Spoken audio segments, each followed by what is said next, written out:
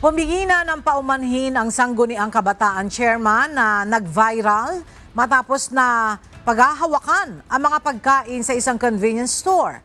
Umani ng mga batiko sa social media ang isang video kung saan makikita ang SK Chairman na si Mark Adrian Apiza mula sa Santa Cruz, Laguna na hinawakan ng mga siopaw at hotdog na nasa loob ng steamer.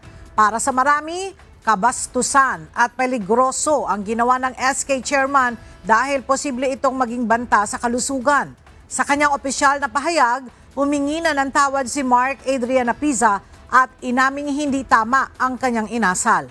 Ipiniliwanag din ito na ginawa lamang niya ang bagay na iyon bilang video content at sinabing wala siyang anumang masamang intensyon. Ayon pa kay Apiza, nakausap na rin niya ang pamunuan ng nasabing convenience store at nagsorry sa kanyang nagawa. Sinabi rin ito na ang lahat ng kanyang nahawakang pagkain ay kanyang kinuha at binayaran sa mismong araw ding yun.